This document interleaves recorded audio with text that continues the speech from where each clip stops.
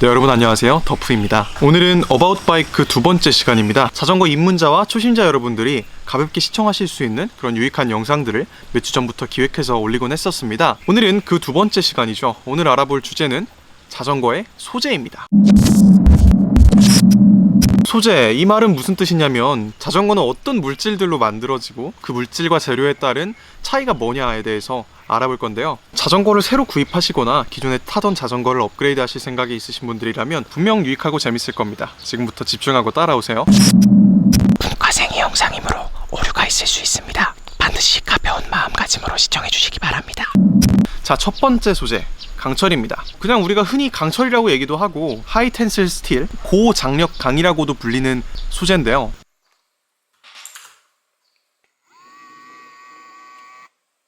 잠깐만, 이건 분명 스틸 자전거라고 검색을 했는데 라이트 스피드 티타늄 자전거가 벌써 나왔네. 일반적으로 우리가 검색하면 알 수 있듯이 알톤 3000리 이런 데서 나오는 하이브리드형 자전거들이 대부분 강철이라는 스틸 소재로 만들어져 있습니다. 어때요? 참 쉽죠? 원가도 저렴하고 강도도 높은 편이고 용접하기도 수월하다고 합니다. 대신에 무게가 무겁기 때문에 무게가 가벼울수록 유리하고 잘 나가는 자전거 선수들의 레벨에서는 조금 많이 안 쓰이는 소재죠. 많은 사람들이 타고 있는 대부분의 생활 자전거와 하이브리드 자전거에 사용되는 주 소재입니다. 서울시의 따릉이도 단가를 맞추기 위해서 아마 소재를 강철로 만들지 않았을까 싶은데요. 두 번째 소재는 크롬올리입니다. 사실 고인물이죠. 옛날 옛적에 많이 쓰이던 모기, 크롬과 몰리브덴강을 합해서 만든 일종의 합금이에요. 강도도 준수한 데다 탄성이 높아서 승차감까지 좋다고 알려지고 있습니다. 단점은 요즘 나오는 최신 소재들에 비해서 공법도 되게 고전적이고 무게가 무거워진다는 단점이 있습니다. 옛날 옛적에는 프로 선수들이 종종 사용하시던 유명한 소재였지만 지금은 트릭용 자전거들로 유명한 BMX라든지 픽시 같은 높은 강도와 탄성 같은 게 필요한 프레임들에 많이 사용이 되고 있습니다. 단점은 습기에 약해서 관리에 조금 소홀해지면 쉽게 부식되는 현상이 있는데 요즘 나오는 크롬올리 자전거들은 도장면이 까지지 않는 이상 별로 부식으로부터 약해지지는 않는다고 합니다. 요즘 도장 처리가 되게 잘 돼서 고급지게 나오나 봐요. 세 번째는 되게 흔한 소재인데요. 알루미늄입니다. 자전거 프레임에 가장 흔하게 사용되는 소재고요. 많이 비싸지도 않고 많이 싸지도 않은 적당한 가격대, 부식이 적고 개발된 가공법이 다양해서 상대적으로 다른 자전거들에 비해서 가볍게 만들 수 있다는 장점이 있습니다. 캐논데일사의 로드 자전거 프레임 시리즈 중에 캐드라는 친구들이 있습니다. 그 시리즈가 알루미늄 소재로 만들어진 프레임들인데 상당히 완성도가 높게 잘 만들기로 유명하다고 합니다. 경량화와 강도 사이의 밸런스를 적당하게 잡아서 실제로 몇 년 전까지는 프로 선수들도 승리를 거둔 나름의 역사와 브랜드성을 다 잡은 그런 아주 좋은 예시라고 보여드릴 수 있겠네요. 하지만 알루미늄이라는 소재는 워낙 딱딱하기 때문에 카본 같은 상위 모델들에 비교했을 때 튜빙을 정말 얇게 잘해서 한마디로 단가를 높여서 만들지 않는 이상 아무래도 카본 같은 자전거들에 비해서 무겁고 충격 흡수성이 떨어집니다. 충격 흡수성이 떨어진다는 거는 그 승차감이 떨어질 수밖에 없다는 문제죠.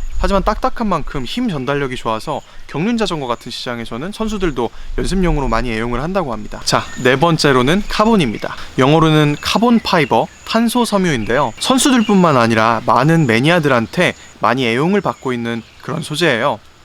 로드라든지 MTB, 픽시라든지 이렇게 장르를 불문하고 많은 프레임의 소재로 있어서 선택되고 있는 소재인데 보통 카본이라고 하면은 일반적인 그레이드보다는 조금 높은 고급이라고 많은 인식을 하고 있습니다. 그 이유는 우선 비싸거든요. 카본 원사 자체도 비싸고 여러 가지 들어가는 비용들이 많기 때문에 카본으로 된 자전거들은 되게 일반 알루미늄이라든지 철, 크롬 같은 소재에 비해서 비쌉니다. 그렇다면 이 소재가 왜 좋다고 사람들이 비싼 걸 막 타는 걸까요? 소재가 워낙 가볍고 충격 흡수성도 좋은 편이고 그 말은 자연스럽게 승차감이 좋다는 뜻이 될 수 있겠죠. 또 금속이 아니기 때문에 부식이 없습니다. 관리하기가 되게 용이합니다. 카본은 금속처럼 용접을 해서 만드는 것이 아니고 종이장 같은 원사를 포개고 그걸 구워서 하나의 틀에 담아서 프레임을 만들어냅니다. 프레임에 용접 자국이 없습니다. 매우 매끈하고 아주 스무스합니다.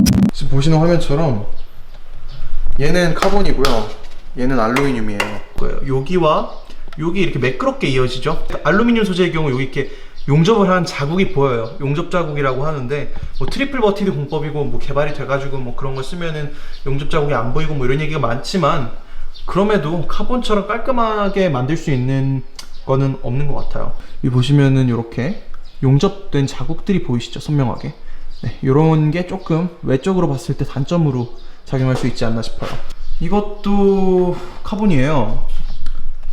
전동 킥보드가 카본이거든요. 여기 카본 파츠로 이루어져 있고, 이것도 카본이라서 그런지 승차감이 좀 나쁘지 않아요. 승차감 나쁘지 않고. 네. 그리고 무엇보다 무게가 가벼워서 들고 다니기도 편하고.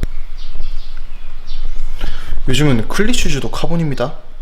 카본은 제작자가 아주 정교하게 제작자의 목적에 맞춰서 자전거를 양산할 수가 있다는 뜻인데요. 0.1초 그리고 0.01초 뭐 이렇게 정말 간발의 차로 순위가 갈라지는 프로들의 세상에서는 자전거 속에 작은 공기 역학이라도 되게 중요하게 작용할 수 있습니다. 윈드터널 같은 곳에서 실험을 거쳐서 프레임의 성능을 최대한으로 극한으로 극대화시킬 수 있기 때문에 카본 자전거가 또 인기를 받지 않나 싶어요. 또 무엇보다 이런 식으로 만들다 보면 자전거가 예뻐질 수밖에 없어요. 정교하게 만든 차가 예쁘지 투박하게 만든 차가 예쁩니까? 다르잖아요. 근데 뭐 이렇게 카본 프레임의 장점을 알아봤는데 단점도 있습니다. 첫 번째 단점은 비쌉니다. 너무 비싸요. 일반적인 자전거가 뭐 100만원 밑으로 살 수 있다는데, 사실 100만원의 거금을 투자하는 것도 취미에 이렇게 많은 돈을 투자할 수 있는 여력이 되시는 분이 사실 많진 않죠. 카본이라는 소재 자체가 람보르기니 베네노라든지 뭐 코닉세그 라제라 같은 아주 최상위의 뭐 억대가 넘는 슈퍼카들에 들어가는 소재이기도 하고, 로드 자전거의 경우 적게는 100만원부터 시작하고 정말 비싼 거는 거의 웬만한 차 한 대 값에 수렴할 정도로 카본 소재로 만들어진 프레임들은 굉장히 비싼 편입니다. 그리고 또 같은 카본이라고 다 같은 카본이 아닙니다. 알루미늄도 뭐 6061번 알루미늄이 있고 뭐 7005번대 알루미늄이 있고 뭐 이런 식으로 레벨이 다 이렇게 세세하게 나뉘는데, 저는 좀 입문자와 초심자분들을 위한 영상이기 때문에 이렇게 깊게 들어가진 않습니다만, 카본 속에도 마찬가지로 회사마다 카본 원사 자체의 레벨과 등급이 있습니다. 그 기능적인 요소라든지 뭐 이런 것도 변화가 있고요.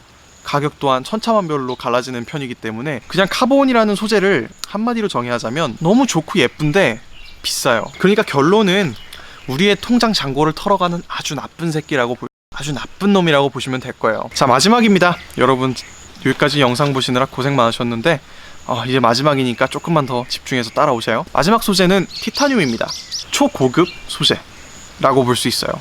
뭐 경우에 따라 티타늄이 더 좋다, 카본이 더 좋다의 말은 동호인들끼리에서 계속 갈리는데, 단순히 단가로만 보자면 티타늄 소재로 된 자전거들은 굉장히 비쌉니다. 카본보다 더 비싸요.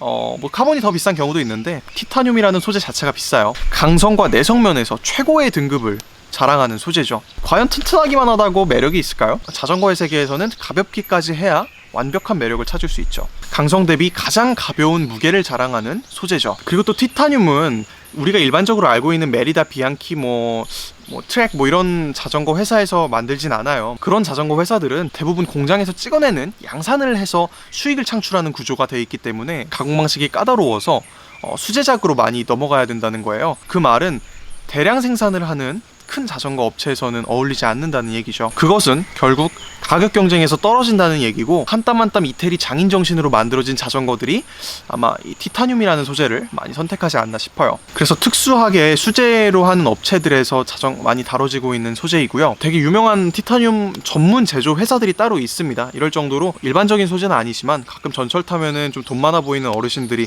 티타늄으로 된 MTB나 로드 이런 거 타고 껄껄껄 하면서 자, 이렇게 해서 오늘은 자전거 프레임에 쓰이는 5가지 소재를 알아봤습니다. 소재마다 가격대가 천차만별이고 브랜드마다 나오는 이 소재들도 천차만별이기 때문에 저는 여러분들한테 약간 얕게나마 알려드렸지만, 소재별로 특징이라든지 이런 걸 더 알고 싶으시다면 검색을 해서 찾아보시는 것도 좋은 방법이 될 것 같습니다. 자전거를 구입함에 있어서 솔직히 가장 중요한 건 본인의 목적에 맞는 자전거를 사는 것입니다. 먼저 주행 스타일을 정하시고, 그리고 본인의 예산을 정하시고, 그 목적들 안에 딱 맞는 자전거를 구매하시는 게 여러분들의 선택에 있어서 효율적인 결과를 얻을 수 있지 않을까 싶어요. 이런 말씀을 하시는 동호인분들도 많아요. 뭐 알루미늄이고 카본이고 티타늄이고 간에 본인 취향에 맞고 본인 눈에 예쁜 자전거를 사야 한 번이라도 더 타고 10원이라도 이중 지출 안 한다, 이런 말씀을 하시더라고요. 오늘은 이렇게 산뜻하게 야외에서 영상을 준비해봤고요. 아까는 해가 저쪽에서 있어서 저를 비췄는데 지금은 해가 들어가 버렸네요. 벌써 시간이 이렇게 됐나봐요. 다음 편에는 자전거의 구동계에 대해서 설명을 해드리는 영상을 들고 올게요. 다음 시간에 만납시다. 안녕.